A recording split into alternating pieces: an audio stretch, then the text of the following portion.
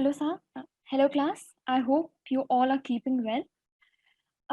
So I hope everything was clear what I taught in last class. Recapitulating what we have covered till now is basically 5 key points that we should. I'll just add more people. So there were 5 key points that we need to keep in mind while solving assumption questions. So anyone would want to volunteer to just reiterate what were those 5 points? Anyone? Maybe Akansha? Would you like to say that? I don't remember any specific 5 points, but then the thing which I remember, which you taught, was that the assumption which we have to select, we have to select the answer from the point of view of the question maker. So basically, what Akansha said was the basic crux that we should need to keep in mind while solving assumptions questions. So I'll just share you the presentation. Yes. So the 5 points were, do not completely rely on your common sense. ठीक है, क्योंकि सबका common sense अलग अलग है, लेकिन जो author जब क्वेश्चन फ्रेम कर रहा है तो वो अपन से क्या एक्सपेक्ट कर रहा है कि हम उसके पॉइंट ऑफ व्यू से क्वेश्चन को अप्रोच करें या क्वेश्चन का आंसर निकालें. अपने बायसेस को ओवर पावर नहीं करने देना है, जिसका मैंने एग्जाम्पल दिया था आपको इंडिया पाकिस्तान क्रिकेट मैच का. ठीक है, भले कोई बोल रहा है कि पाकिस्तान में ज्यादा अच्छे प्लेयर्स हैं या कुछ भी ऐसा इस केस में, तो आपको ये नहीं करना है कि आपकी पेट्रियोटिज्म वहां पे जग जाए और आप ये कोशिश करें कि नहीं हम इंडिया के अगेंस्ट पे आंसर मार्क नहीं करेंगे. अगर ऑथर ऐसा सोच के कर रहा है क्वेश्चन, आपको अगेंस्ट में लेके जा रहा है, तो आपको वैसा ही मार्क करना है. Third point was, do not look for absolute perfect answers. ठीक है, हो सकता है क्वेश्चन ऐसा फ्रेम किया गया हो जिसमें 99% केस ऐसा हो कि आपको एकदम एग्जैक्ट आंसर मिल जाए, बट 1% ये भी चांस हो सकता है कि आपको क्लोज वाला आंसर मिल रहा हो, एकदम एग्जैक्ट आंसर ना मिल रहा हो, क्योंकि ये अजम्पशन का केस है. अजम्पशन अनलिमिटेड हो सकते हैं. ठीक है, मेरे पॉइंट ऑफ व्यू से अलग अजम्पशन होगा, आपके पॉइंट ऑफ व्यू से अलग अजम्पशन होगा. हमें किसके ऊपर फोकस करना है? ऑथर के अजम्पशन के ऊपर. ठीक है, तो ये बेसिक क्रक्स था जो मैंने लास्ट क्लास में बताया था. आई होप लास्ट क्लास में जो भी हम लोग ने एग्जाम्पल डिस्कस किया था वो उसमें किसी को डाउट ना हो. अगर किसी को है तो just mention in the chat box, we'll try to redo that. So are we good to go with the questions? Just quickly move on to the chat box so I get the confirmation and begin my lecture of today. So let's start with the first explanatory question. देखो, assumption या critical reasoning per se, इनके questions में एक चीज हमें ध्यान में रखना है. इसमें फर्स्ट ऑफ ऑल घबराना नहीं है क्वेश्चन देख के. ठीक है, यहाँ पे जो हम लोग अभी स्टार्ट करने के लिए एग्जाम्पल ले रहे हैं वो कैसे एग्जाम्पल है? 1 लाइनर्स, 2 लाइनर्स, और फिर आगे जाके हम जो सेकेंड पीपीटी मिली होगी उसमें हम लोग ने पैरा बेस्ड वाले क्वेश्चंस को कवर किया है. एग्जाम में हो सकता है इससे ज्यादा लेंथ के क्वेश्चंस आए आपके पास, तो उसमें क्या करना है? जैसा हमने डिस्कस किया था, सबसे पहले क्वेश्चन स्टेम पे जाओ. क्वेश्चन स्टेम से समझने की कोशिश करो कि क्या कहना चाह रहा है क्वेश्चन, हमसे क्या एक्सपेक्ट किया जा रहा है. एजम्पशन पूछा जा रहा है या कोई हमसे ऐसा आंसर मार्क करने को बोला जा रहा है जिससे हमारा जो पैराग्राफ है या जो ऑथर का आर्ग्यूमेंट है वो और स्ट्रॉन्ग हो जाए या और वीक हो जाए. ठीक है, इसमें कोई डाउट तो नहीं है. पहले क्वेश्चन स्टेम, फिर आपको देखना है स्टिम्युलस, दैट इज पैराग्राफ और the argument given by the author. उसके बाद आपको मूव करना है ऑप्शन, फिर से एक बार क्वेश्चन स्टेम पे रिकन्फर्म करने के लिए कि आपने कोई पॉइंट मिस तो नहीं किया. जो फॉर एग्जाम्पल अगर आपका अजम्पशन का क्वेश्चन था, ठीक है, तो कोई ऐसा पॉइंट मिस तो नहीं हुआ कि जो आपको अजम्पशन के पॉइंट ऑफ व्यू से देखना चाहिए था पर आपने पैराग्राफ में नहीं देखा.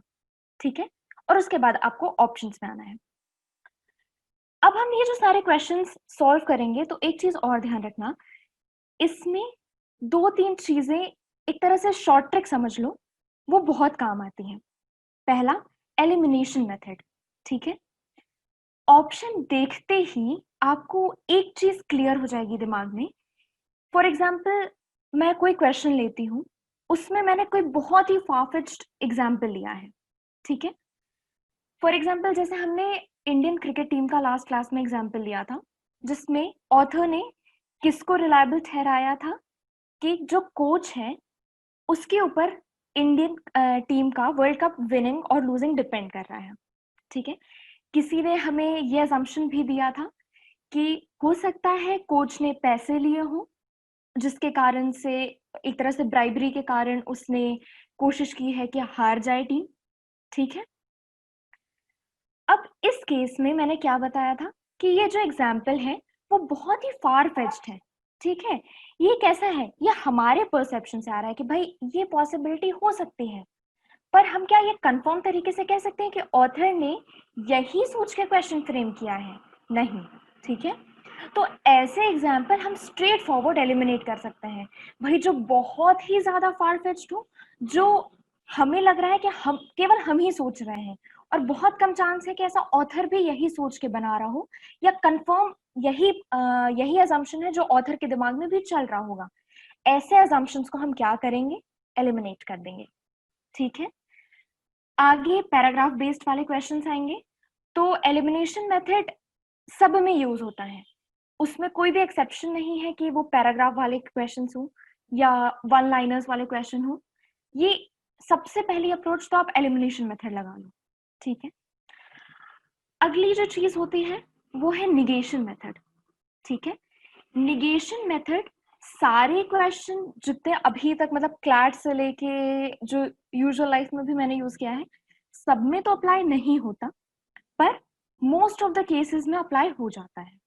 ठीक है, निगेशन मेथड जो मैं अभी आपको क्वेश्चन के थ्रू समझाने की कोशिश करूंगी, लेटर पॉइंट ऑफ टाइम पे मैं समझाऊंगी, इसका कोई ऐसा पर्टिकुलर थ्योरी नहीं है। ठीक, कि for example if I am saying कि if I negate this particular assumption, then my argument wouldn't stand at all. ठीक है, ये तो मैंने समझाने के लिए बोला, पर इसको क्या हम थ्योरी के फॉर्म पे लिख सकते हैं?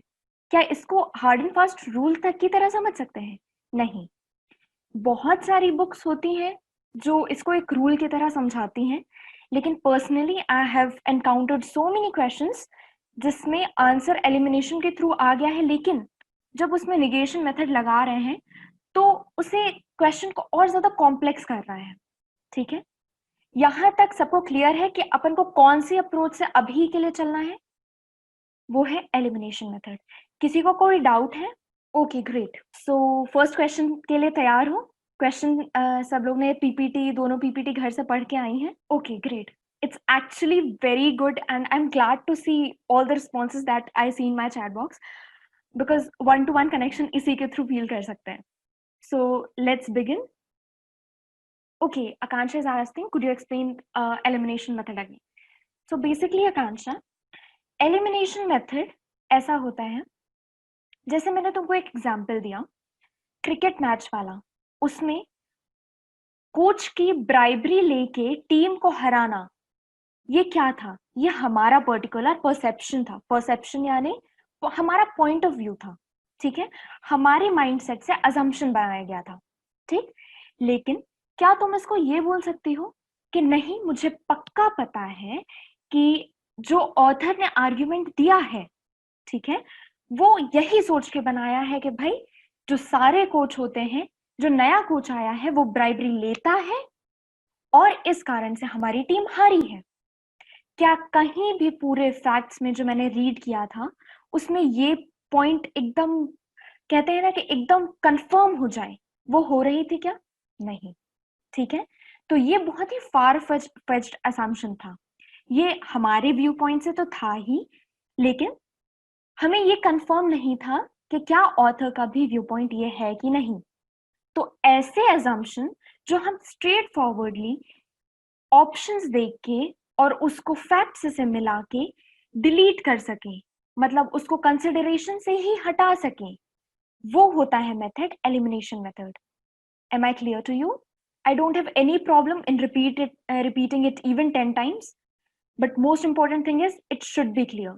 ठीक है, भले हम यहाँ जो क्वेश्चंस करें वो कम हो नंबर में, बट ये इंपॉर्टेंट है कि आप जिस दिन क्लैट के पेपर को देखें तो आपको एक बार में पता होना चाहिए आप करने क्या जा रहे हैं, ठीक है।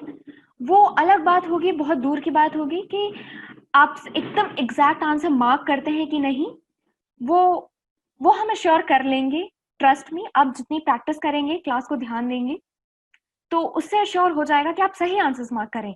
लेकिन ये वाली किसी की भी सिचुएशन नहीं होनी चाहिए कि आप वहां जाके बैठे हैं और ये सोच में पड़े, भाई ठीक है हम 10 बार पैराग्राफ को रीड कर रहे हैं, 10 बार ऑप्शंस को रीड कर रहे हैं, लेकिन हमें पता ही नहीं है कि क्या करना है क्वेश्चन में, ठीक है। क्लियर है? So finally, it's time to do our first question. So our first question says that if you are a classical dancer, we have a challenging job for you. ठीक है? Assumption 1 says that you are a classical dancer. Second says that we need a classical dancer. ठीक? Am I clear? Okay. अब इस question में हमें क्या करना है? फॉर पर्टिकुलर क्वेश्चन, क्योंकि ये एक्सप्लेनेटरी क्वेश्चन था, तो मैंने क्या किया था, इसमें क्वेश्चन स्टेम नहीं डाला था, क्योंकि हमें ऑलरेडी पता है कि हम assumptions के क्वेश्चंस ही सॉल्व कर रहे हैं, हम अभी मिक्सचर ऑफ क्वेश्चंस नहीं सॉल्व कर रहे हैं। अब जो क्वेश्चन स्टिमुलस है, that says that if you are a classical dancer, we have a challenging job for you. ऐसे टाइप के क्वेश्चंस या ऐसे टाइप का स्टेटमेंट आपने और कहाँ देखा है? कोई बताना चाहेगा? बार्डिंग फ्रॉम द बुक्स, और मतलब बुक्स या किसी क्वेश्चन पेपर को छोड़ के। Okay, so I have got a answer. Avanti Mahajan says that ads में, ठीक है। So Gauri Malviya says that newspaper. Okay, anyone else? Okay, Shivani Gupta says that advertisement. Anyone else? Banners. Okay, hoarding. Okay, Shivani, just to correct you, don't mind it. It's not holding, it's hoarding. Okay, so let me proceed. So great, Avanti, Shivani, Gauri, Udit, Nikita, great. You have correctly identified कि ऐसा statement हमने कहाँ देखा है। कभी कभी TV ads में भी आता है कि अगर आपको, फॉर एग्जाम्पल, अगर आपको 6 BHK का रूम चाहिए, we have something for you, ठीक है। ऐसे टाइप के हमने न्यूज़पेपर्स देखे हैं, जो टूलेट वाला हमारे पास जो एक आर्टिकल सा आता है या कोई एडवर्टाइजमेंट आता है न्यूज़पेपर में, और पर से पर्टिकुलर न्यूज़ हेडलाइंस में, या ऐसा कहीं भी जब चलता है, तो उसकी लैंग्वेज क्या होती है? ऐसी ही टाइप की होती है। तो इससे हमें ये क्लियर हो गया है कि जो पर्टिकुलर स्टिमुलस है वो किसके फॉर्म में है? एडवर्टाइजमेंट में। किसी को डाउट है क्या यहाँ? एडवर्टाइजमेंट की स्टेटमेंट, फॉर एग्जाम्पल, इसको बहुत बेसिक एग्जाम्पल से देते हैं। आपने क्लैट का फॉर्म सबने भर दिया? अब भर ही दिया होगा, 22 अगस्त है, ठीक है। थोड़ी दिन बाद से आपके पास मल्टीपल यूनिवर्सिटीज, जो प्राइवेट यूनिवर्सिटीज हैं, उनके ईमेल्स आएंगे। आपने क्लैट में अपनी जानकारी के तौर पे ईमेल्स भी दिए होंगे, ठीक है। अब उसमें आपके पास जो ईमेल आएगा वो कैसा होगा? If you are aspiring to become a great lawyer, then we have a great platform for you, ठीक है। ऐसे ईमेल्स आएंगे। या फॉर एग्जाम्पल, आपने जिसने भी 12th का एग्जाम दिया होगा, उसमें क्या होता है कि कभी कभी बहुत सारे स्कूल्स अपनी ईमेल डिटेल्स और फोन नंबर कभी कभी शेयर कर देते हैं, ठीक है। तो अपन के पास मैसेजेस कैसे आते हैं? अगर आपको एक अच्छा सिविल इंजीनियर बनना है, तो we have a perfect university for you, right? So what are these statements? What are these messages? What are these advertisements? ठीक है। सेम टाइप का स्टेटमेंट हमें यहाँ पे भी दिख रहा है, ठीक है।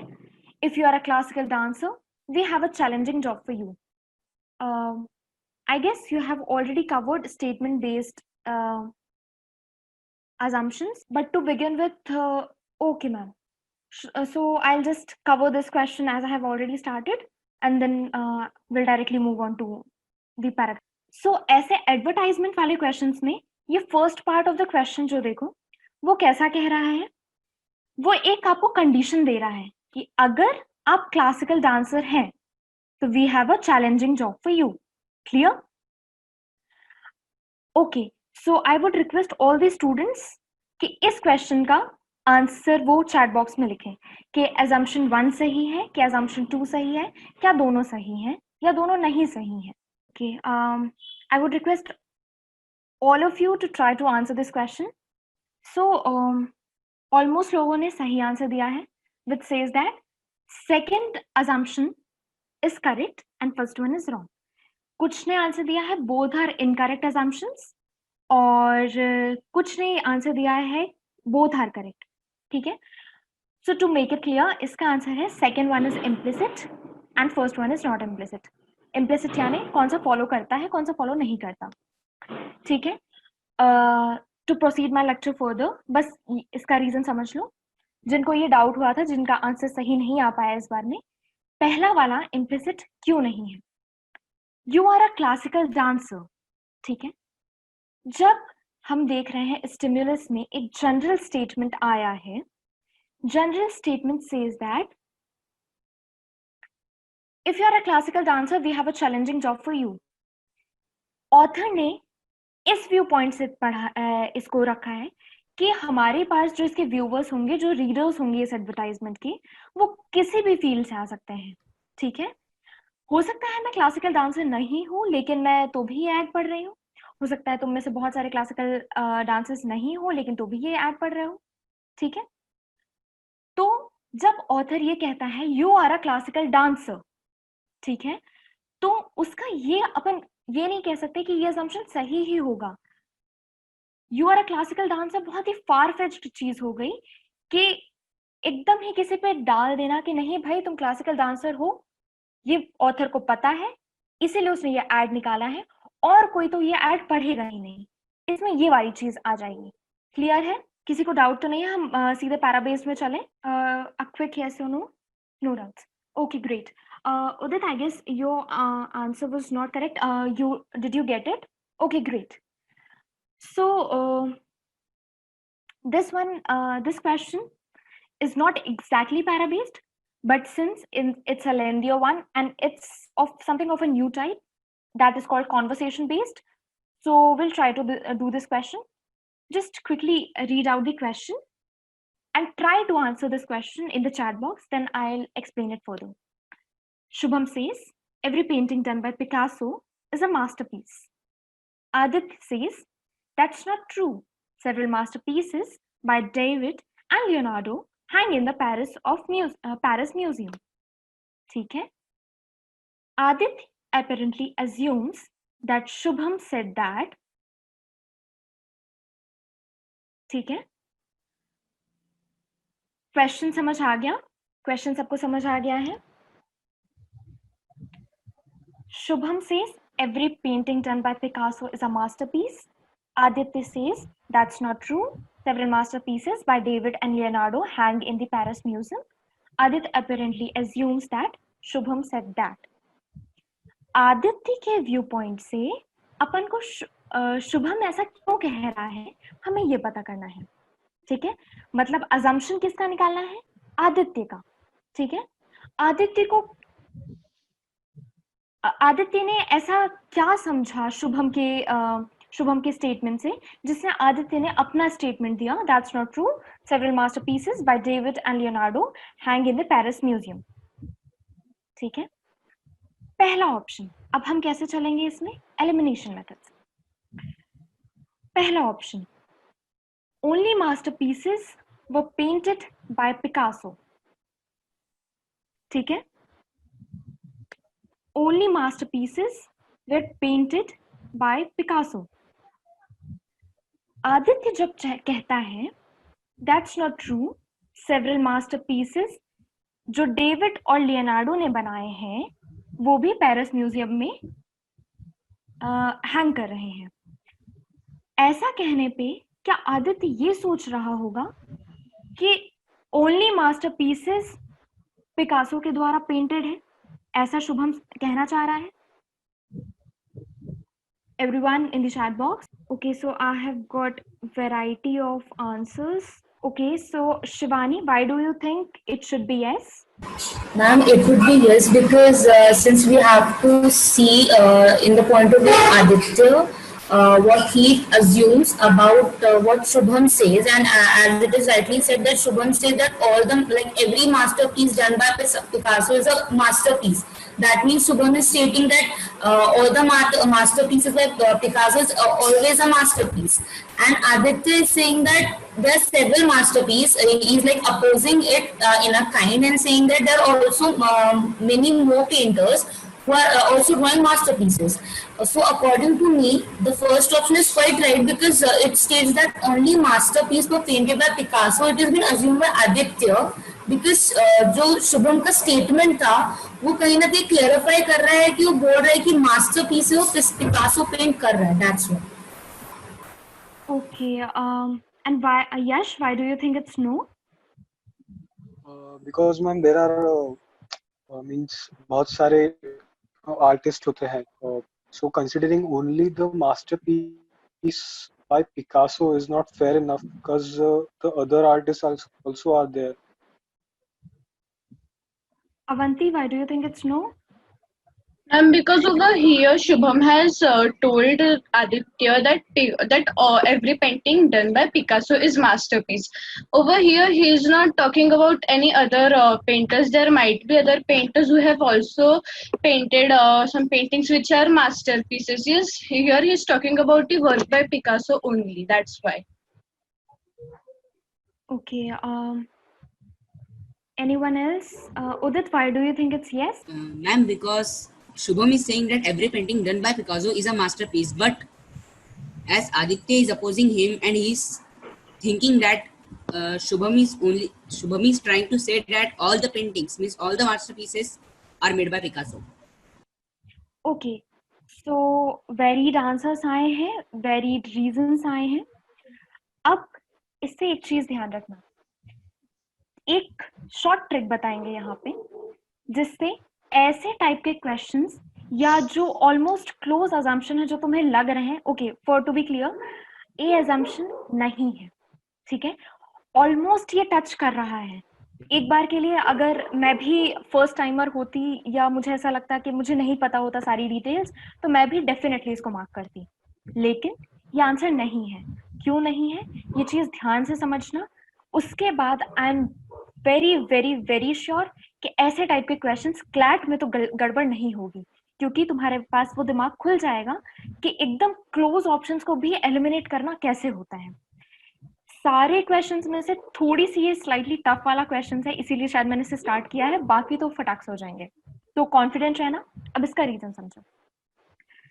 जब assumption A बोलता है only masterpieces were painted by Picasso, ठीक है, अब ये सोचो अगर आदित्य को लगता है कि शुभम ऐसा कहना चाह रहा है. Sorry, I heard someone. Does anyone have any doubt? Okay. तो जब आदित्य का assumption के तौर पे लिखा है कि only masterpieces were painted by Picasso, ऐसा शुभम सोच रहा है, ये आदित्य का assumption है, ठीक है. अगर आदित्य को ऐसा लगता होता तो आदित्य इतना सा लिख के छोड़ देता ना. नहीं, that's not true, ठीक है, क्लियर. वो दो बात कह रहा है. एक तो several masterpieces by David and Leonardo, ठीक है, इसको दो पार्ट में उसका सेकंड सेंटेंस को डिवाइड करो. Several masterpieces by David and Leonardo hang in the Paris museum. दो पार्ट को डिवाइड करना, ठीक है. पहला पार्ट जो कह रहा है masterpieces by David and Leonardo, Aditya के ओपिनियन में मास्टरपीसेस डेविड और लियोनार्डो ने भी बनाए हैं, और दूसरा जो उसने रीजन दिया है वो सीधे कहाँ ले गया है, पेरिस म्यूजियम में, ठीक है. शुभम ने क्या पेरिस म्यूजियम की बात की थी? कहीं भी. नहीं, उसने क्या किया, पिकासो की पेंटिंग को मास्टरपीस बोला। ठीक है, अब इससे एक चीज कंफर्म कर लो, अगर आदित्य को सिर्फ इतना लगना होता कि शुभम को ये फील हो रहा है कि मास्टरपीसेस सिर्फ पिकासो ही बनाता है, तो वो ये लंबा सा ये लास्ट में रीजन नहीं देता कि नहीं भाई ऐसा नहीं है, डेविड और लियोनार्डो की पेंटिंग भी मास्टरपीसेस हैं जो पेरिस म्यूजियम में हैंग कर रही हैं। ये जो एक्स्ट्रा रीजन वाला पोर्शन है उसको भी ध्यान रखना है। ठीक है, something what I meant to say, जब भी किसी का अजम्पशन निकालो दो कॉन्वर्सेशन वाली लाइंस से, या आदित्य की तरफ से निकालो या शुभम की तरफ से निकालो, तो तुम्हें क्या करना है, दोनों कन्वर्सेशन वाली लाइंस को एक ऐसे अजम्पशन से मिलाना है जिसमें दोनों का नेक्सस बन रहा हो, नेक्सस यानी लिंक बन रहा हो। ठीक है, क्या हमारा अजम्पशन ए कहीं भी पेरिस म्यूजियम या डेविड लियोनार्डो वाली बात भी कर रहा है? नहीं भाई, अगर आदित्य का व्यू पॉइंट से हमें बात करनी है और हम उसी के सेंटेंस को ध्यान नहीं दे रहे हैं कि वो सेकंड रीजन क्या दे रहा है, तो क्या हमारा अजम्पशन सही होगा? नहीं। यहां तक किसी को डाउट है या मैं दोबारा से इसको समझा? Others make it ma'am, what will be the answer then? Answer हम धीरे से बताएंगे, एक बार सारे ऑप्शंस को एक बार देख लेते हैं। No doubts, great. Gauri wants it to explain it again. ठीक है गौरी, इसको मैं थोड़ी सी शॉर्ट में करती हूँ क्योंकि आज का टारगेट है कि ऑलमोस्ट सारे क्वेश्चंस भी हो जाए अपने। और किसी को डाउट है, कोई पर्टिकुलर अगर डाउट हो तो? गौरी, अपन को इसमें ये देखना है कि जो दोनों कॉन्वर्सेशन वाली लाइन है, मतलब शुभम वाली लाइन प्लस आदित्य वाली लाइन, ठीक है, दोनों को मिला के हमें एक ऐसे अजम्पशन को टिक करना है जो दोनों कॉन्वर्सेशन लाइन और अजम्पशन को लिंक कर रहा हो। ठीक है, दोनों कॉन्वर्सेशन वाली लाइन से कोई ना कोई कनेक्शन बन रहा हो। ठीक है, ऐसे हम अजम्पशन को एकदम परफेक्ट मानेंगे। पहला अजम्पशन इसलिए नहीं सही है क्योंकि वो आदित्य के ही सेंटेंस को ध्यान पे नहीं रख रहा है, उसको इग्नोर कर रहा है कि भाई आदित्य ने डेविड और लियोनार्डो की पेरिस म्यूजियम में हैंग करने वाली बात भी तो की है। उसको हम एकदम ही इग्नोर करके सिर्फ शुभम की एक लाइन का कंक्लूजन या अजम्पशन थोड़ी ना निकालेंगे, हमें दोनों लाइंस को इकट्ठा देखना है। ठीक है, तभी ये क्वेश्चंस पैरा बेस्ड में आते हैं, वन लाइनर्स में नहीं। केवल शुभम का सेंटेंस देके अपन को थर्ड पर्सन के व्यू पॉइंट से भी पूछा जा सकता था ना, अगर इसको एक लाइन में रखना होता तो। कन्वर्सेशन में क्यों रखे हैं? क्योंकि हमें ये समझना होगा कि हमें वो पूरा, अगर पैराग्राफ होता तो आप भी पूरा पैराग्राफ देख के एक आंसर निकालते हैं ना, तो कन्वर्सेशन में भी पूरा कन्वर्सेशन देख के हमें एक आंसर मार्क करना है। Is it clear to you Gauri? Any doubts? Okay, cool. So correct answer is only masterpieces by Picasso hang in Paris Museum. ये correct answer है। ठीक है, अब फटाक से हम सारे बाकी बचे हुए ऑप्शंस को एलिमिनेट करके देख लेते हैं कि क्यों क्यों ऐसा हो रहा है। Udit Mishra, why ma'am? We'll come to that. I guess you are asking about why the answer is C, right? अब देखो, C आंसर इसलिए सही है, only masterpieces by Picasso hang in the Paris Museum. Aditya का पूरा माइंडसेट समझने की कोशिश करो। वो ऐसा समझता है, अगर आदित्य का पॉइंट ऑफ व्यू देखना है, ये नहीं देखना है कि आदित्य शुभम के बारे में क्या सोच रहा है। आदित्य ऐसा समझता है, अगर कोई किसी पेंटर की अगर पेंटिंग पेरिस म्यूजियम में हैंग कर रही है तो वो मास्टरपीस है। ठीक है, ये आदित्य का एक अच्छा खासा अजम्पशन है। ठीक है, उसका पूरा जो सेंटर ऑफ फोकस है वो कहाँ पे है? पेरिस म्यूजियम में। ठीक है, डेविड लियोनार्डो की पेंटिंग मास्टरपीसेस की बात भी की, लेकिन उसको कहाँ पे बैठाया उसने? पेरिस म्यूजियम में जाके।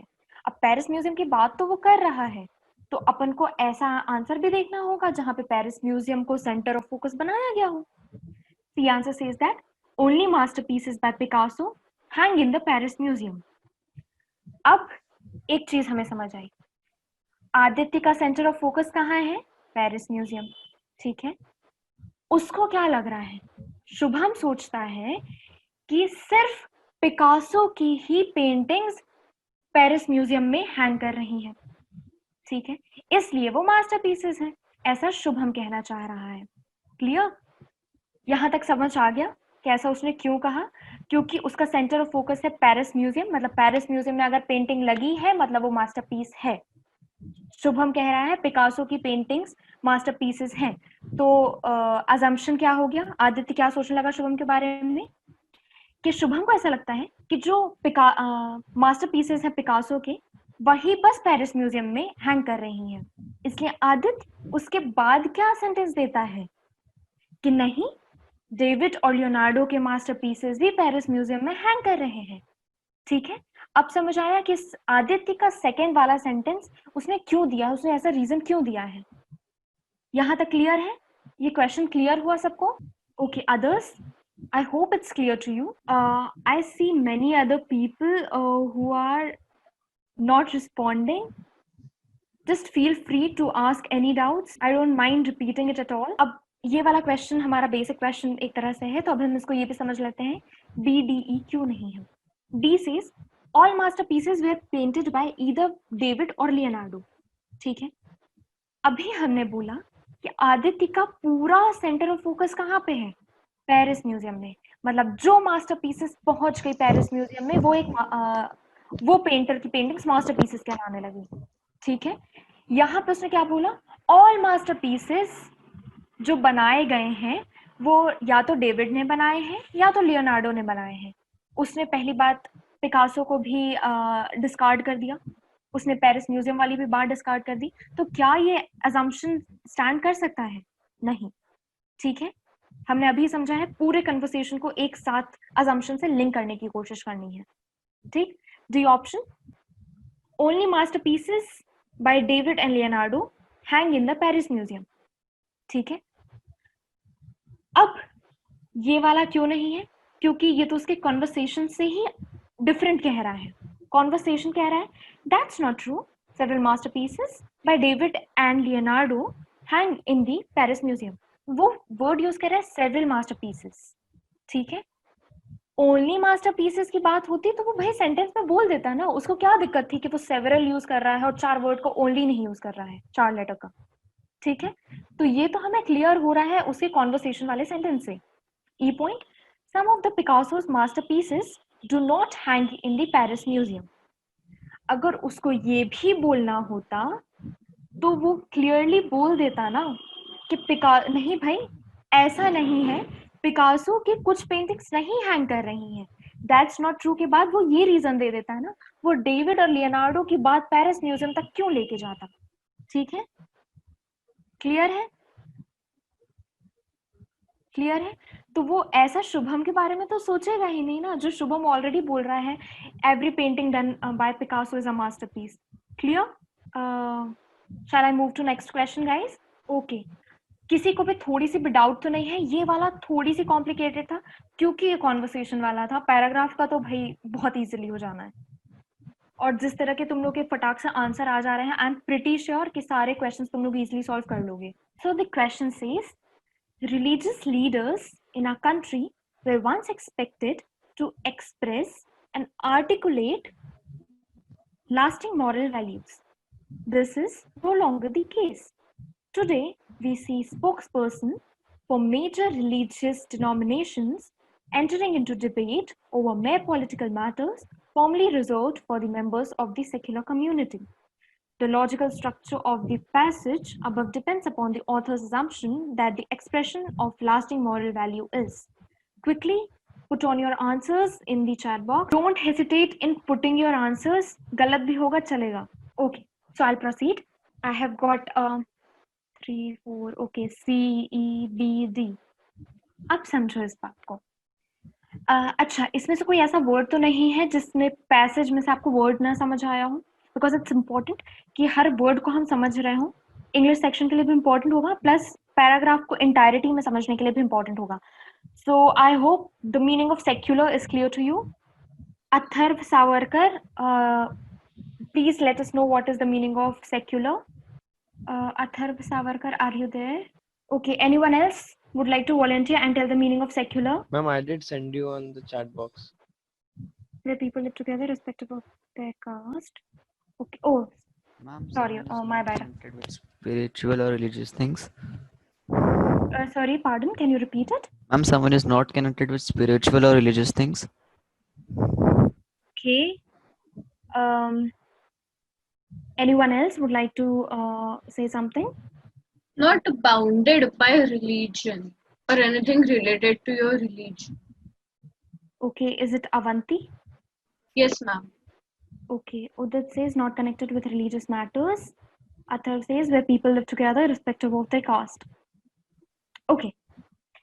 So I'm pretty sure you have a decent idea what a secular community means. ठीक है? As Atharva said, कि caste एक particular caste के ऊपर dependent ना हो रहे हूँ, ठीक है? Okay, I got one more answer. Actually, I'm facing problem in connecting to chat. I don't know. Not biased to a certain community. Not connected. Okay. So, cutting long story short, secular वो होता है, as Avanti correctly pointed out, कि भाई आप के ऊपर कोई भी रिलीजन थोपा नहीं जा रहा है, ठीक है? इंडिया इज सच एग्जाम्पल जहां हमारे इंडिया में हम सेक्युलर स्टेट हैं, ठीक है? हमें ये नहीं बोला जाता कि भाई तुम इस्लाम ही फॉलो करो, भाई तुम बुद्धिज्म ही फॉलो करो, या पर्टिकुलर जैनिज्म ही follow, Jainism won't be counted as a separate religion, या तुम क्रिश्चियनिटी ही फॉलो करो, ठीक है? आपको पूरी फ्रीडम है कि आप अपना रिलीजन चूज कर सकते हैं. अथर व्यू से way people live together respective of caste. तो कास्ट सिस्टम देखो, सिर्फ अगर ब्रॉडर पॉइंट ऑफ व्यू से देखें तो सिर्फ इंडिया में ही प्रेवलेंट है, लेकिन जो सेक्युलर टर्म है वो पूरे वर्ल्ड में चलता है. तो अमेरिका में जाके, अमेरिका में 4 टाइप्स ऑफ पीपल हैं कि नोबल्स और ये सारी चीजें, लेकिन उसको हम कास्ट सिस्टम से डायरेक्टली लिंक नहीं करेंगे. सेक्युलर का मतलब रिलीजन से है. रिलीजन कैसा? जो आपके ऊपर थोपा ना जाए, ठीक है? पाकिस्तान सेक्युलर स्टेट है कि नहीं? फटाक से अनम्यूट करके आंसर दे दो. Is it a secular state or not? According to me, no. It says so in its constitution, I think, but according to me, my personal views are that it's not secular. Okay, Gauri says no. Anyone else? Avanti says Ma'am, no. partially. It is partially secular. It is Okay, secular, who's this? ma'am. It is secular. Okay. Anyone else? No. Okay. So to be clear, Pakistan भी secular state नहीं है, ठीक है? There are Hindus इन पाक, लेकिन उनकी official religion जो है वो इस्लाम कंसीडर करते हैं, ठीक है? Ma'am, and Sikh, the people who belongs to Sikh religion. देखो, आपको वो वहां से निकाल नहीं देंगे, लेकिन जब ऑफिशियल पेपर्स में या किसी भी ऑफिशियल प्रोग्राम्स में आप जाओगे वहां, तो वो क्या कोशिश करेंगे कि सारी चीजें जो होंगी, जो रिटन डॉक्यूमेंट्स होंगे या सब कुछ, वो इस्लामिक कल्चर के हिसाब से बोला जाएगा. इवन बहुत लोगों ने कॉन्स्टिट्यूशन की बात की. There constitution itself says that कि भाई they are not secular in nature, their official religion is Islam, right? So let's not continue the discussion since Pakistan has already arrived in our discussion, so it may take a while to cover it up. So I hope it's clear कि भाई आप पे थोपा ना जाए. Second, official religion ही ना हो आपके स्टेट का. क्लियर है? 2 पॉइंट है सेक्युलर समझने के लिए. क्लियर? ओके, तो अब आंसर्स पे आते हैं. ओके, ठीक है. अब क्वेश्चन में आते हैं. क्वेश्चन का हम पहले आंसर नहीं बताएंगे, वरना होता क्या है, लोग सोचना बंद कर देते हैं, ठीक है? तो उसको अवॉइड करने के लिए बहुतों ने आंसर दिया है बी, बहुतों ने दिया है डी, देन ए, ठीक है. फिर से एलिमिनेशन मेथड लगाएंगे ऑथर के पॉइंट ऑफ व्यू से. पूरा पैराग्राफ क्या कहने की कोशिश कर रहा है? जो अपने देश के रिलीजियस लीडर्स हैं वो एक्सपेक्टेड थे कि वो अच्छी तरह से आर्टिकुलेट करें अपने मॉरल वैल्यूज को. someone is writing in chat box. If I am late in connecting to that, ma'am, I didn't got the question. Okay, Siddhi, I'll try to explain it or make it more clear to you. ठीक है. So question क्या कह रहे हैं? Expected था हमारे religious leaders जो हमारे country में हैं, उनसे कि भाई जो अच्छी moral values हैं, वो उसको अच्छी तरह से आर्टिकुलेट करना, यानी अच्छी भाषा में लेके एक ऐसी भाषा या एक ऐसी लैंग्वेज में उसको इजी करके सारे जो कम्युनिटी के मेंबर्स हैं उन तक पहुंचाई जाए, वो मॉरल वैल्यूज. ठीक है, लेकिन अब ये बात रही नहीं गई है. ठीक है, जैसे आपने वेदास के बारे में अपने हिस्ट्री क्लास या कहीं पे पढ़ा होगा, जो एक पर्टिकुलर कास्ट थे उसका वर्क ही यही था कि वो मॉरल वैल्यूज या जो वेद्स थे या जो उपनिषद थे उनको नॉर्मल लैंग्वेज में लाके या संस्कृत पर्टिकुलर संस्कृत लैंग्वेज में नॉर्मल पीपल तक लेके आए. लेकिन अब वो बात रही नहीं गई है. जो रिलीजन से रिलेटेड मोस्ट इम्पॉर्टेंट पीपल हैं, ठीक है, फॉर एग्जाम्पल अगर हम किसी मठ की बात करें तो जो वो मठाधिकारी होते हैं, तो मठ वाले जो मोस्ट इम्पॉर्टेंट पर्सन होते हैं वो भी अब क्या करने लगे हैं, पॉलिटिकल मैटर्स में घुस के डिबेट करने लगे हैं. और बेसिस क्या रखते हैं, रिलीजियस डिनोमिनेशन. बेस्ट एग्जांपल देंगे हम अयोध्या मंदिर बाबरी मस्जिद केस. ठीक है, उसमें आपने देखा होगा हर जगह के जितने भी पंडित थे, मठाधिकारी थे, अलग अलग रिलीजन से जुड़े हुए लोग अपने अपने स्टेटमेंट दे रहे थे.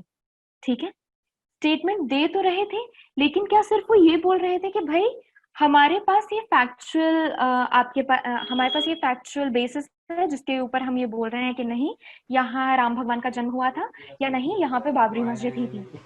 ठीक है, who is there who has unmuted himself? Okay, क्या ऐसी बात कर रहे थे? नहीं, वो क्या कर रहे थे, पॉलिटिकल एरेना में कूद के बात कर रहे थे कि नहीं भाई हमें ये जमीन चाहिए, आप ये समझ नहीं रहे हैं. फिर वो आरएसएस को भी बीच में ले आए, ऐसी चीजें हो रही थी. ठीक है, ये आप लाइव एग्जांपल से कनेक्ट करने की कोशिश करेंगे तो समझ आएगा ये आपको पैराग्राफ का मतलब. रिलीजियस डिनोमिनेशन के जो स्पोक्समैन थे वो केवल रिलीजन के बारे में ज्ञान नहीं दे रहे थे, वो क्या कर रहे थे, पॉलिटिक्स को बीच में ला रहे थे. वही चीज ये पैराग्राफ कह रहा है. Entering into debate over mere political matters formerly reserved for the members of secular community. जबकि political matters क्या समझा जा रहा था, उन लोगों के लिए जो religion से related नहीं है. Politics में mostly author यही समझ रहा था कि जो लोग religion से related नहीं है वो लोग politics में involve होंगे, और जो religion से related है वो अच्छी language में moral values को आम लोगों के पास तक पहुंचाएंगे. Siddhi, is this para clear to you and everyone else? Is this para clear to you? Anyone kindly unmute yourself and just check whether I'm audible or not. Yes, ma'am. you you're are. Yes, audible. ma'am. Okay. Yes, ma'am, you are Is this paragraph clear to you? Yes, ma'am. Yes, ma'am.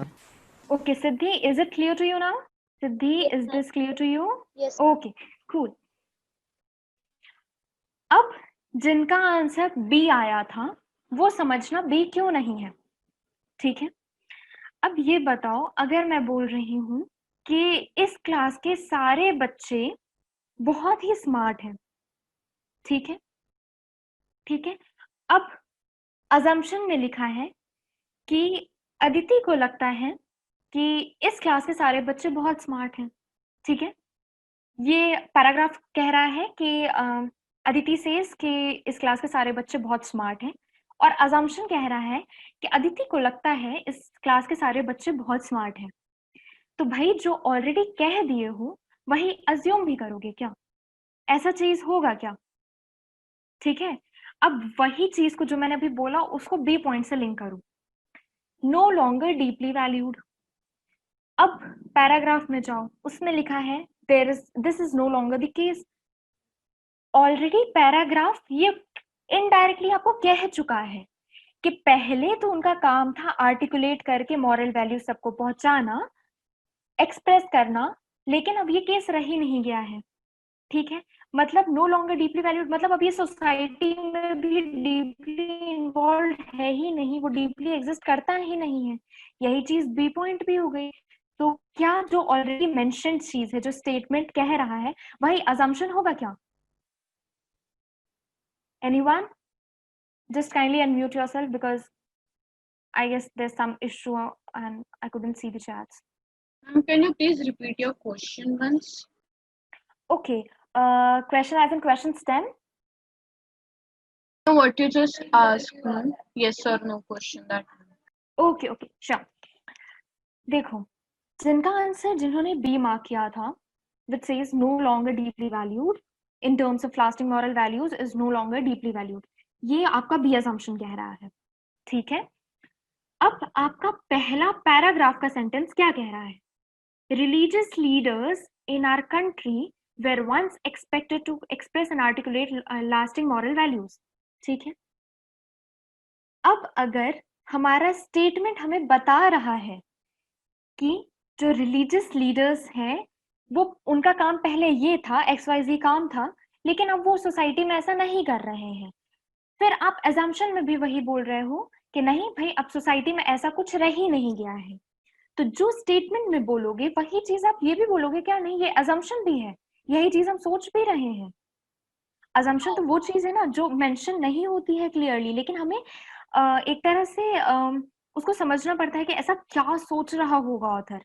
क्या ऐसा situation होगा कि जो facts में भी है वही चीज हम सेम टू सेम मतलब उसको पैराफ्रेज करके लिखेंगे?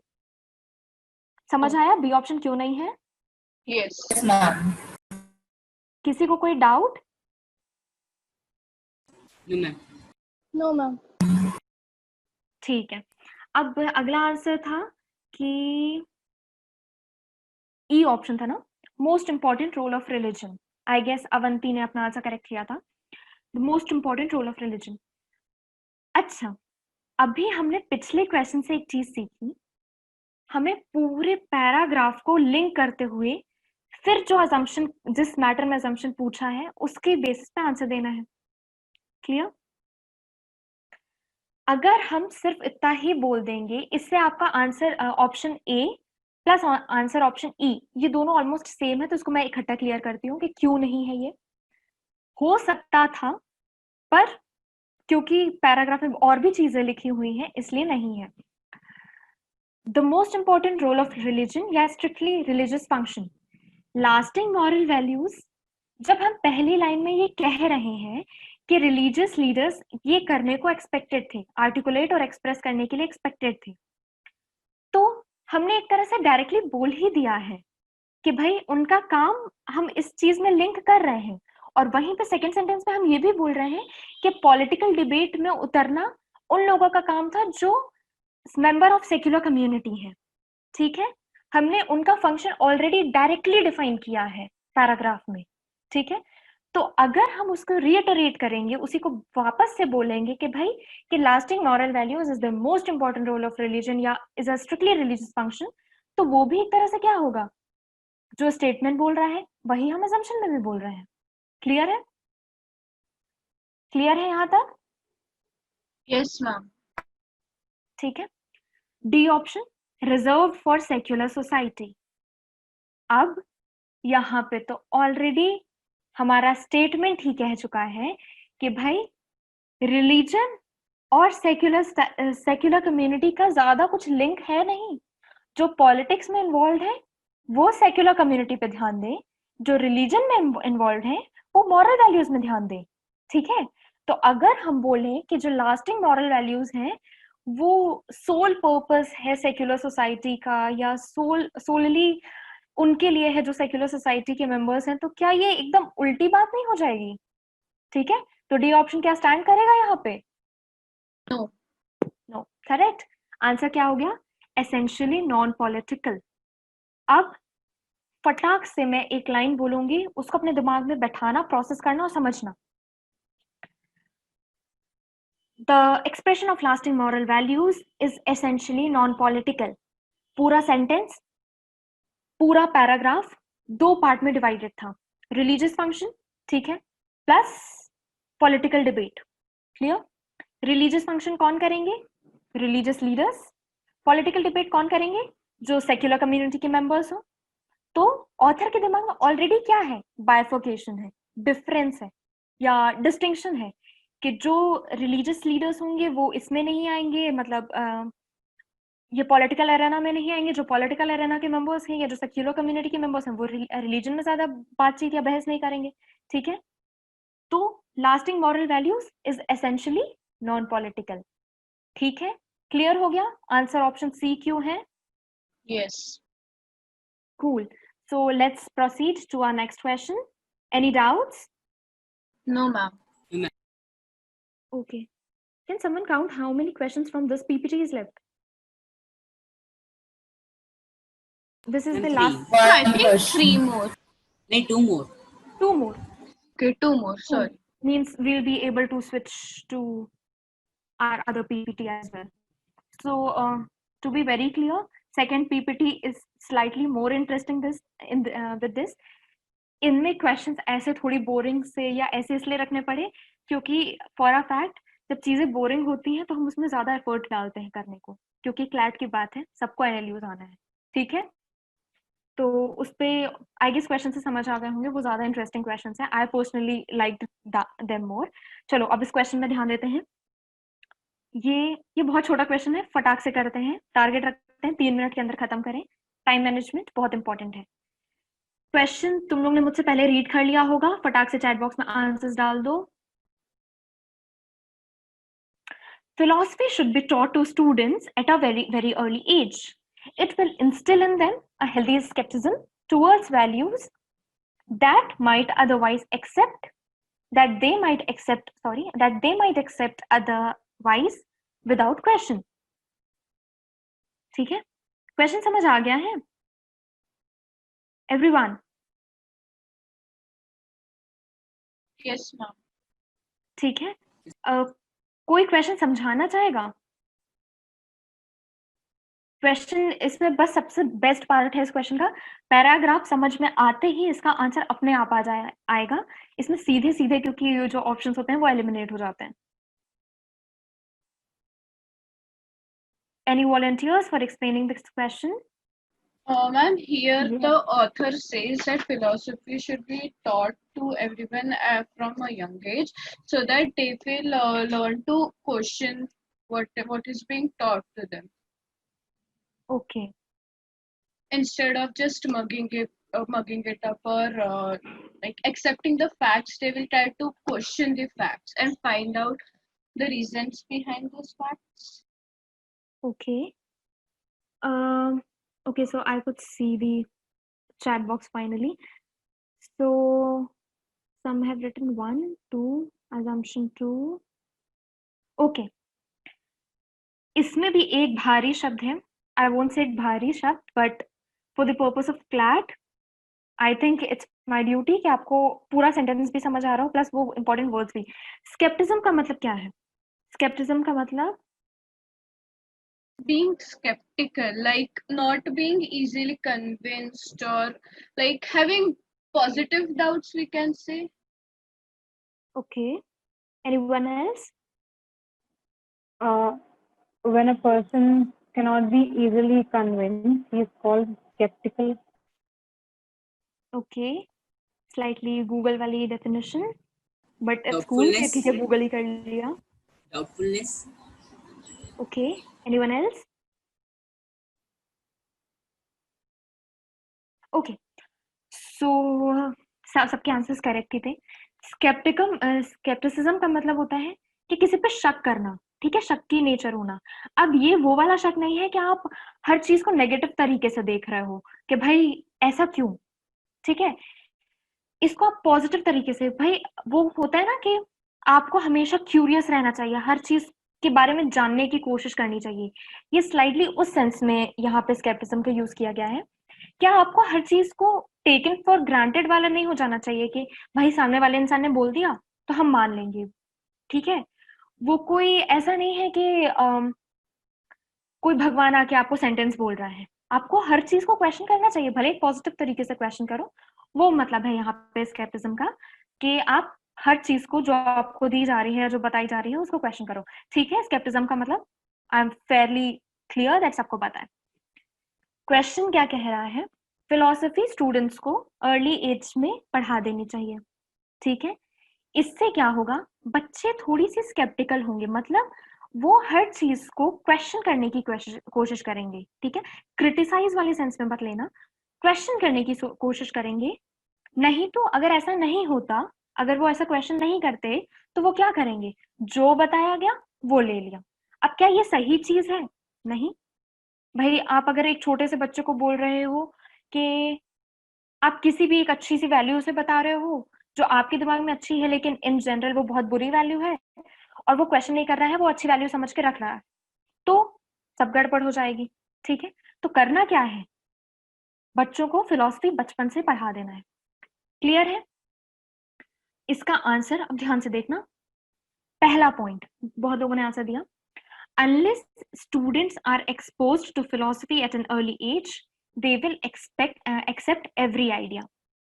ठीक है, जिन्होंने भी आंसर दिया, आई गेस बाकी क्वेश्चंस को ध्यान में रखते हुए अभी तक हमने जो किया, हमने एक चीज ध्यान दी थी, जो हम ऑलरेडी स्टेटमेंट में डायरेक्टली या इनडायरेक्टली बोल चुके हैं, वही चीज अगर हम अजम्पशन में भी वही का वही बोलेंगे, तो भाई वो तो बात नहीं बनेगी ना।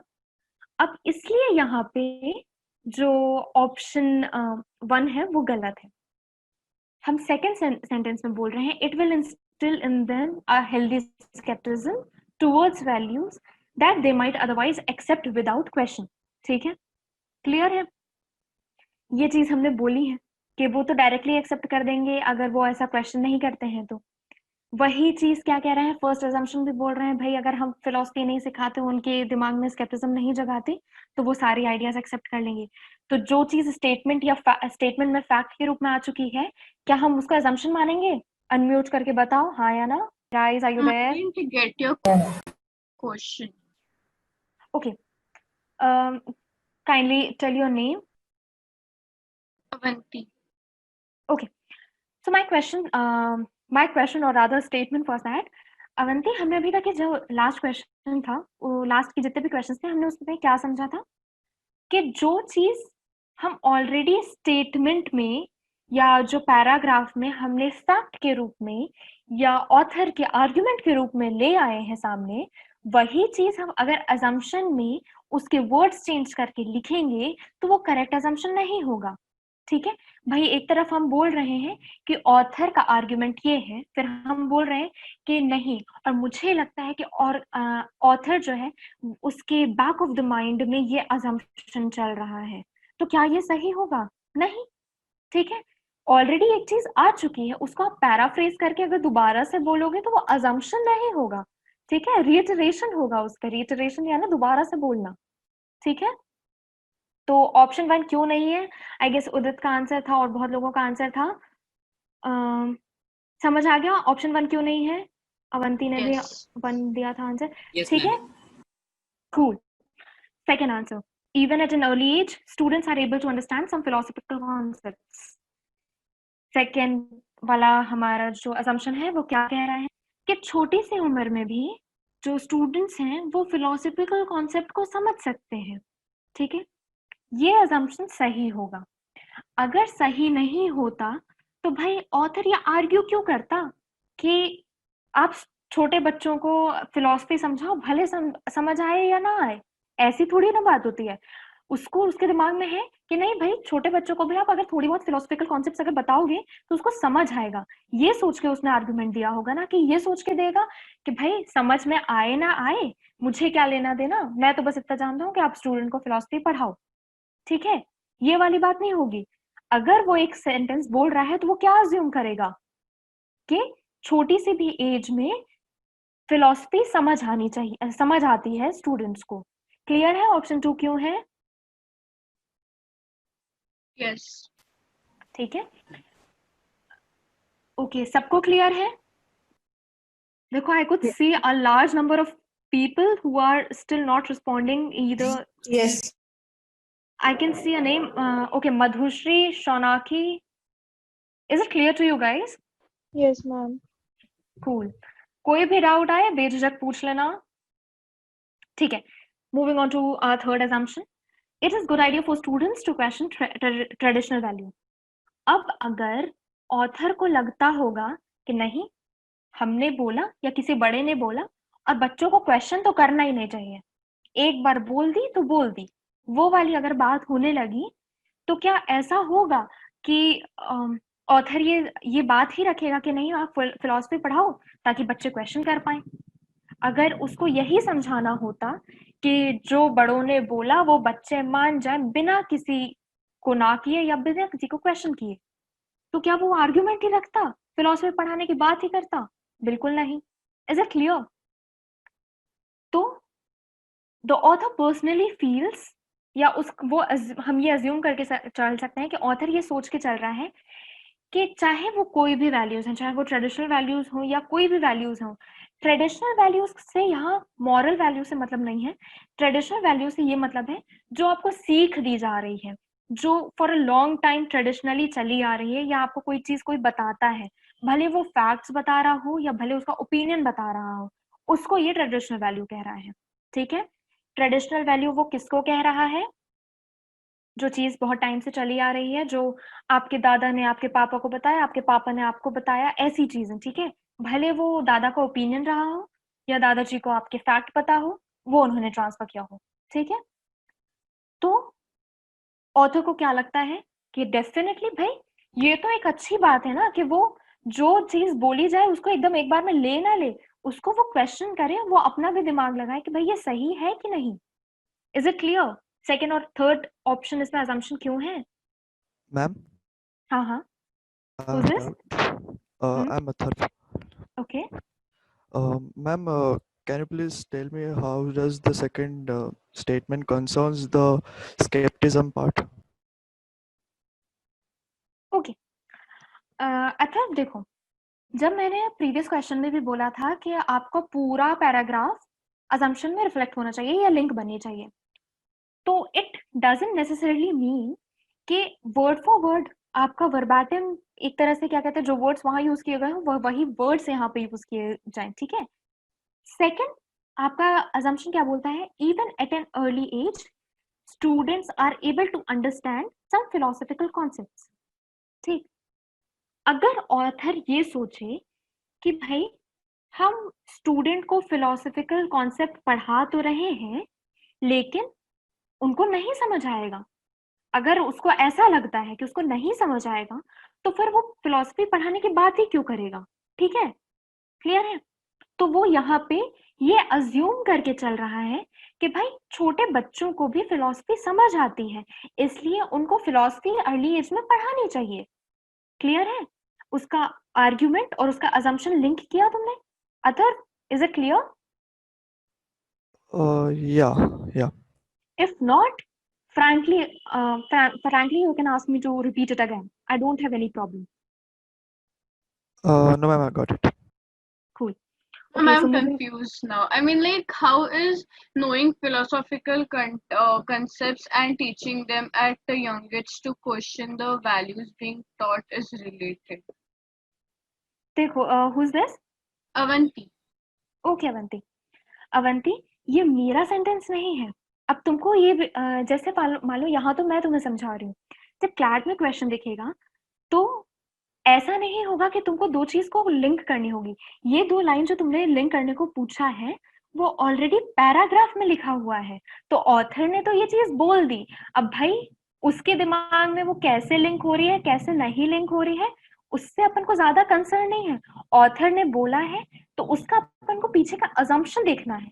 ठीक है, हो सकता है फिलॉसफी पढ़ाने के बाद भी, हो सकता है जैसे मैंने फिलॉसफी पढ़ ली हो, लेकिन मुझे नहीं लगता कि उसके बेसिस पे आज तक मैंने कोई अलग से अपने अंदर क्यूरियोसिटी जगाई है।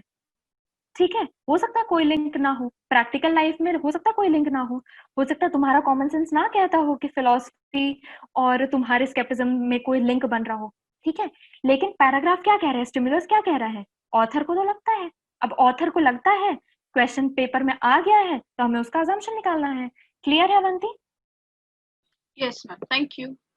Okay. Shall we move on to next question? Yep.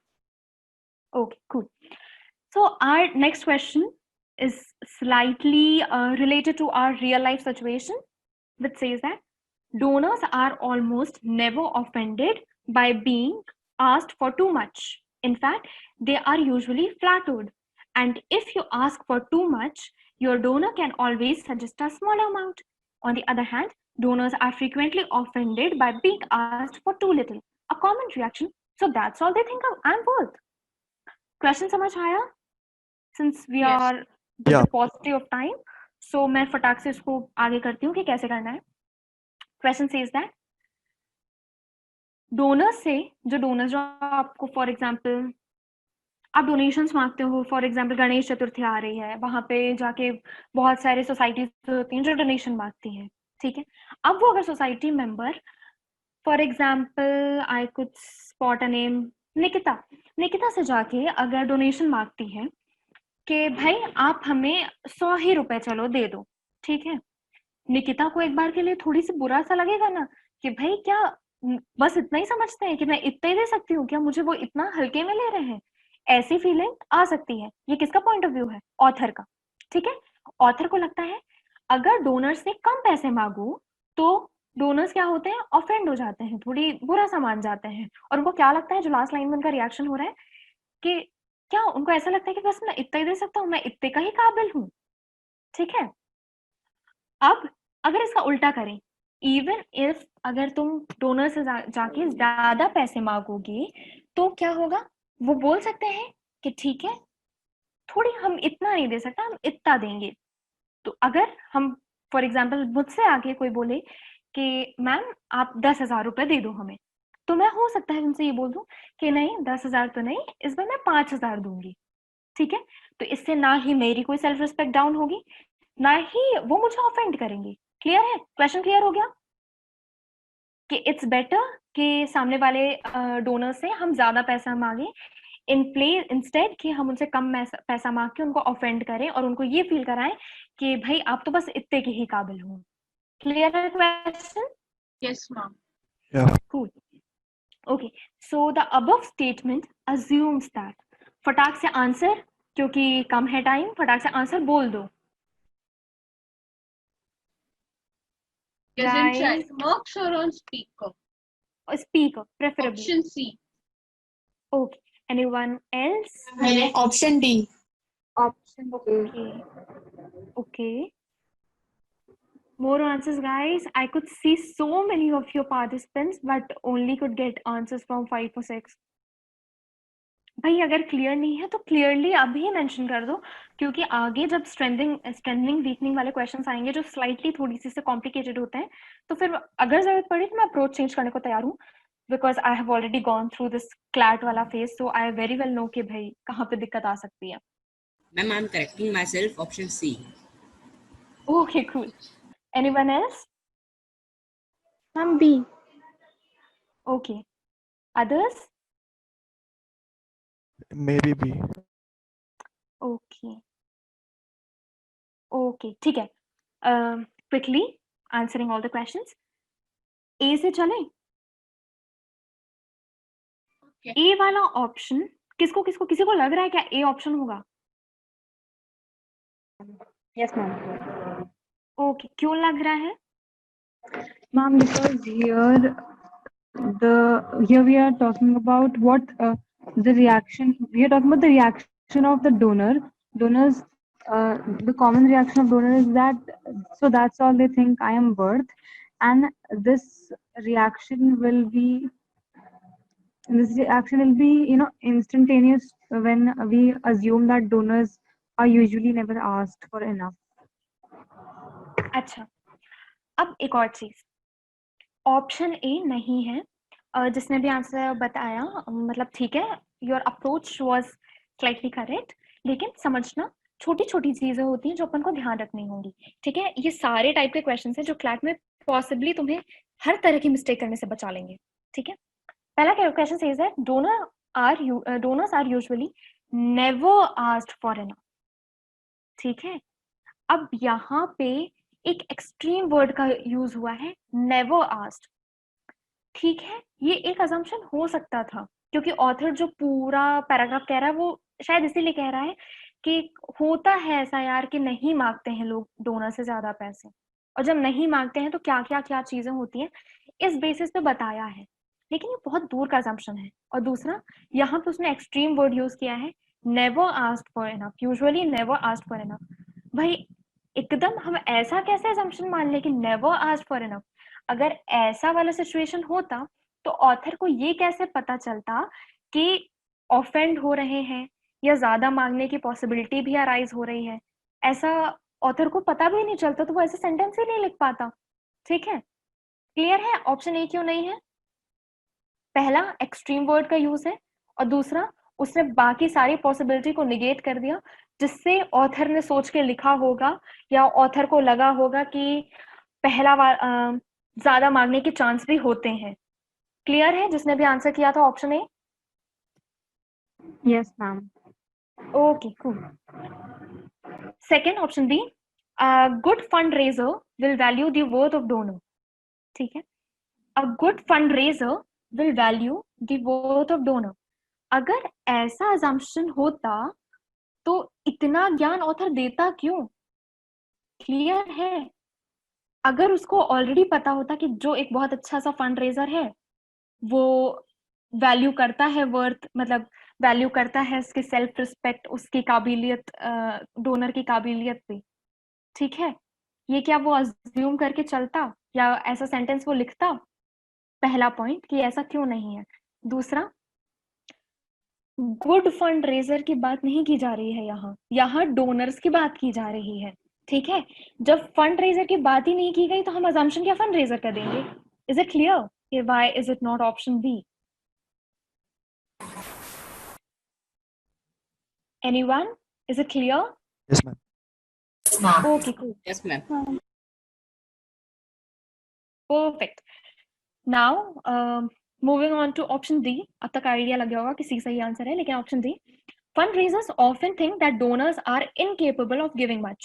ठीक है, ये भी ऐसा वाला सिचुएशन हो गई जिसमें हम ये समझ रहे हैं कि फंड रेजर्स का एक पर्टिकुलर हमने दिमाग ही पढ़ लिया हो, ऐसा लग रहा है कि फंड रेजर्स को भाई हमेशा ही लगता है कि सामने वाला डोनर इनकेपेबल है.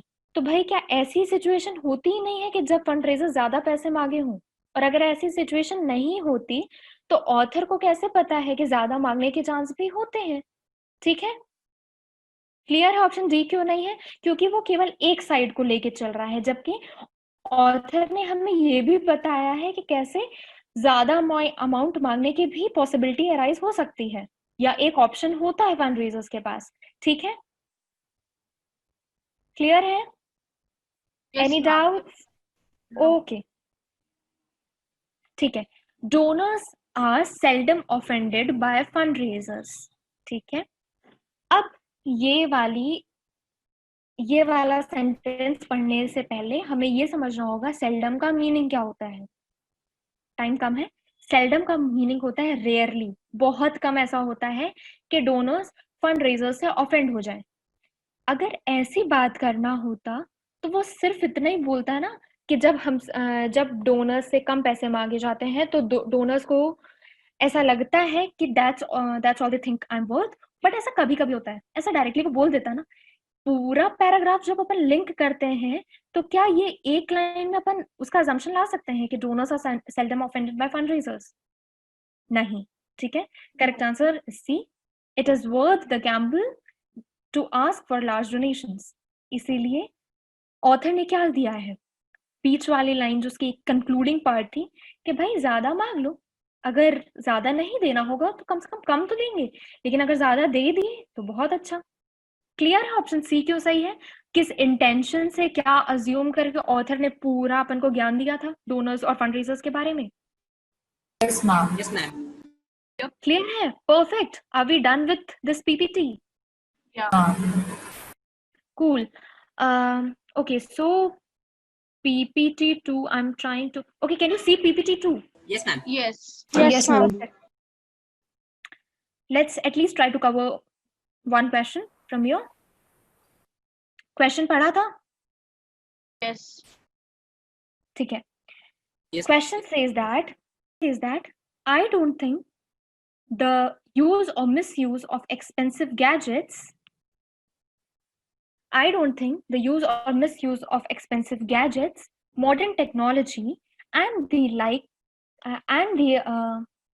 defines our generation. On the other hand, we are also intellectually superior than our previous generation as we are more receptive to change. We like experimenting, and the gadgets are the technology are just the culmination of such traits. Mr. Prakash, during a debate on whether we control technology or technology controls us. Answer quickly. Assumptions दिए हुए हैं, correct assumption बताना है. It's chat Guys? box, right? No, It's no, chat box. unmute yourself. We are Ma'am, lacking with first time. No? assumption. Okay, anyone else? The second one is correct. Ma'am, first one. Ma'am, Okay. first one. Okay. ठीक है. Question समझ आ गया? Yep. Okay. Culmination का meaning बताओ. नहीं आया तो फटाक से बताओ.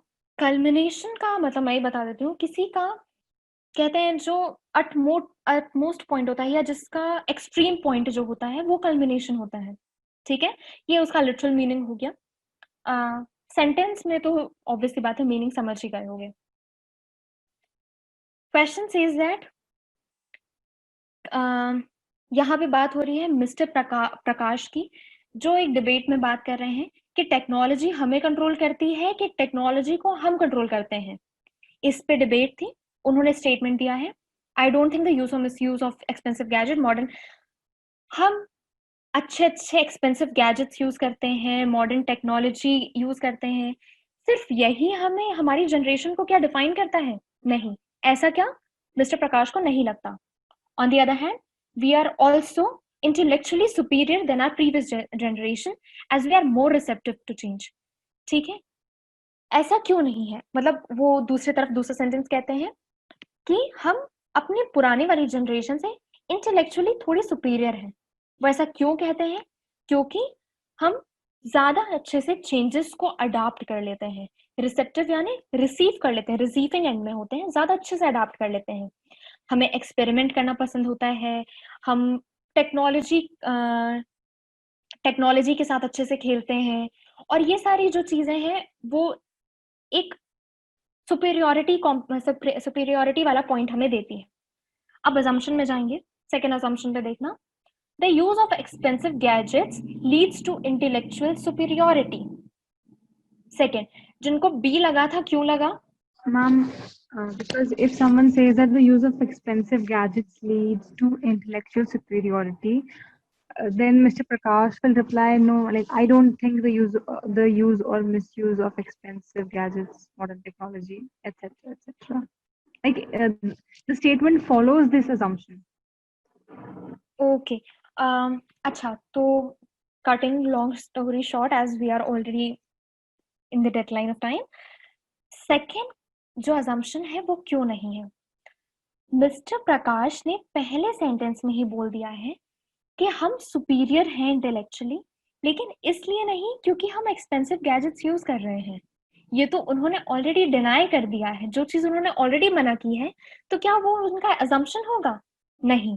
The use of expensive gadgets leads to intellectual superiority. ये तो उन्होंने पहले ही डिनाई कर दिया. ठीक है?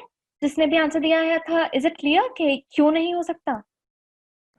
Yes, ma'am. Others, is it clear? Yes, ma'am. Yes, ma'am. ठीक है. जो पहले ही मना कर चुका है वो क्या assumption मानेंगे? नहीं. ठीक है. अब इस वाले क्वेश्चन में एक शॉर्ट ट्रिक थी, तो वो बता देती हूँ. Being receptive to change and continuous experimentation leads to intellectual superiority. ठीक है. अब ये वाला ऑप्शन क्यों होगा ये समझना. जब सेंटेंस में मिस्टर प्रकाश लिखते हैं, we are also intellectually superior than our previous generation, highlight the word as we are more receptive to change, we like experimenting, और फिर सारी चीजें वो बताते हैं. ठीक है. तो इससे डायरेक्टली क्या कहते हैं, वो अज्यूम क्या करके चल रहे हैं कि हम इंटेलेक्चुअली सुपीरियर क्यों हैं? क्योंकि हम क्या कर रहे हैं, हम ज्यादा रिसेप्टिव हैं, हम ज्यादा कंटिन्यूअस एक्सपेरिमेंटेशंस करते रहते हैं और ऐसा कुछ. ठीक है. तो उनके दिमाग में इंटेलेक्चुअल सुपीरियोरिटी की बात क्यों की गई है? वो किससे लिंक कर रहे हैं? वर्ड एज को हाईलाइट कर लो. वो रिसेप्टिविटी प्लस एक्सपेरिमेंटेशन की पावर को किससे लिंक कर रहे हैं? इंटेलेक्चुअल सुपीरियोरिटी से. Is it clear guys? Yeah. Yes, ma'am. Any doubts? No. No, ma'am. No, ma'am. Are you sure? Should we end the class now? So I hope the entire PPT1 was clear to you. Make sure कि एक बार जब class खत्म हो और जब आप break ले लो, दोबारा से एक नजर सारे क्वेश्चंस और वो आंसर्स क्यों थे वो समझ लेना, प्लस ये वाला क्वेश्चन. इसके आगे से आई गेस क्योंकि ये assumptions की एक ऐसी क्लास थी जिसमें मुझे सारे अप्रोचेस बताने थे, इंक्लूडिंग निगेशन, इंक्लूडिंग एलिमिनेशन, कैसे ऑप्शन से जाना था, इसलिए इनिशियली थोड़ी टाइम लगा. But I clearly am very happy and I appreciate the fact कि you people are really receptive और बहुत अच्छे से जल्दी से समझ लेते हो. तो नेक्स्ट पीपीटी भी मैं शेयर कर दूंगी एंड वील ट्राई कि ये वाली PPT plus next PPT next class में तो डेफिनेटली खत्म ही हो जाए.